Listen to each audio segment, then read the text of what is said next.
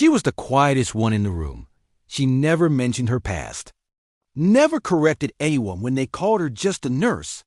She smiled when patients thanked her, checked vitals without complaint, and stayed late when everyone else went to sleep.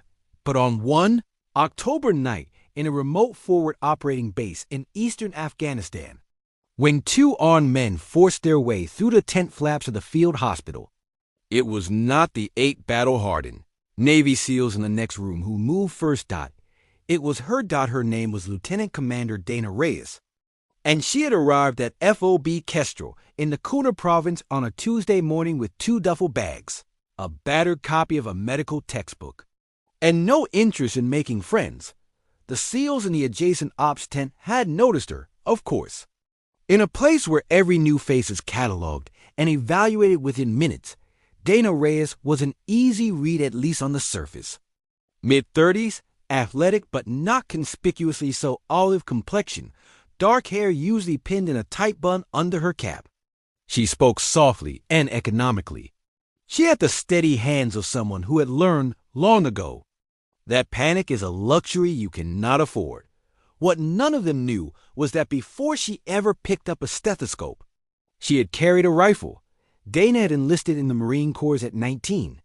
Fresh out of a small town in New Mexico, where her father had worked 2 jobs and her mother had died too young. She had chosen the Marines not out of bravado, but out of necessity, out of the desperate need to become someone harder than the girl who had spent her childhood feeling helpless. She served 2 tours. She saw things she has never spoken about in full sentences. And when she came home, she discovered she was better at putting people back together than she had ever been at anything else. So she put herself through nursing school, earned her commission, and channeled every hard thing she had ever survived into caring for the people who were still out there surviving. She never hid her Marine history. She simply never offered it. Nobody had ever asked. For the first 3 weeks, Dana and the SEAL team operated in polite parallel. They did their missions. She ran her clinic. Occasionally, a man would turn up with a sprained wrist or a badly managed cut, and she would fix it without ceremony and send him back. There was one SEAL, a big, broad-shouldered man named Chief Petty Officer Marcus Webb, who started showing up more than strictly necessary. First a graze from a training exercise, then a follow-up he technically did not need. Then once, just before midnight, with a headache he admitted was probably stress. "You could sleep," Dana told him, not looking up from the chart she was writing. "Not really my thing," Marcus said. "Make it your thing," she said. "You are no good to your team if your brain is running on empty." Marcus had laughed at that. A real laugh, the kind that surprised him. He came back the next week, and the week after, not for medical attention, just to sit in the one place on the base where someone spoke to him like a person rather than an operator. The night it happened, Marcus and most of his team were in a tactical debrief in the ops tent.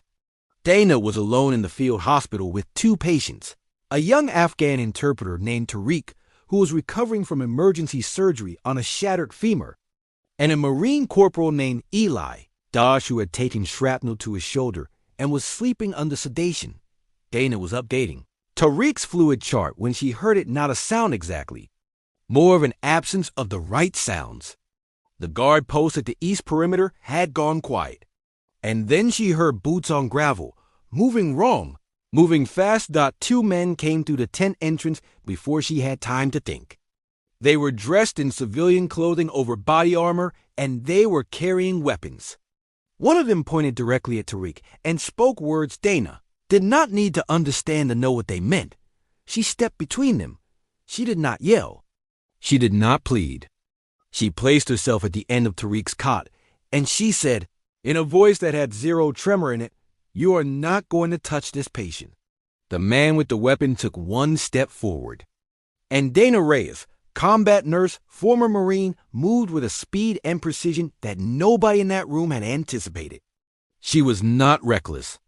She was trained, and she was cold, and she was absolutely certain of what she was doing.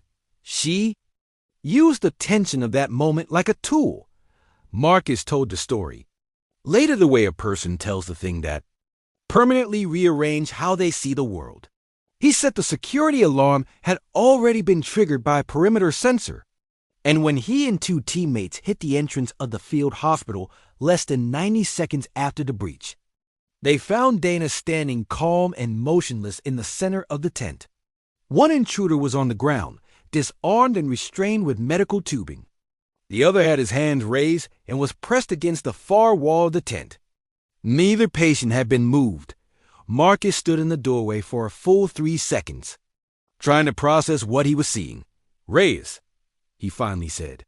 "The one on the floor will need his wrist looked at," she said. I was not gentle. There was a pause.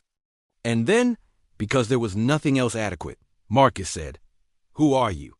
Dana looked at him with those steady, unreadable eyes. "I told you when I got here," she said. "I am the nurse." The story did not stay quiet for long. On a small forward operating base, nothing does.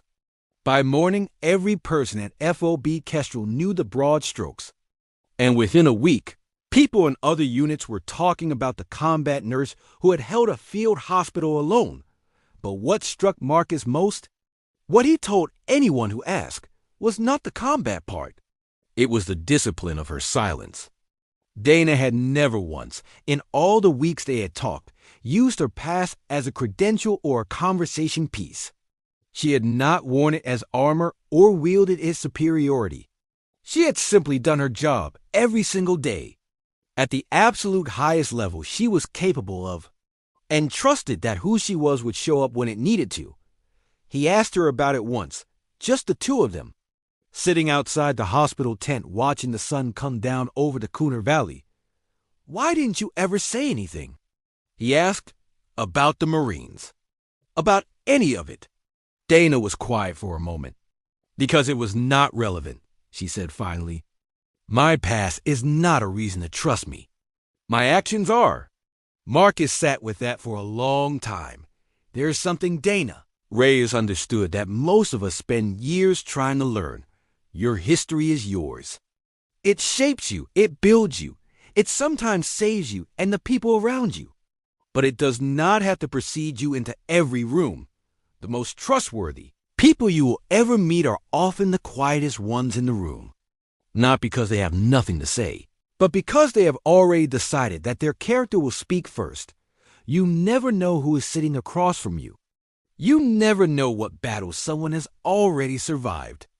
And you never know, when the hard moment comes, who is going to step forward. Not be the kind of person who steps forward, whether anyone knows your story or not.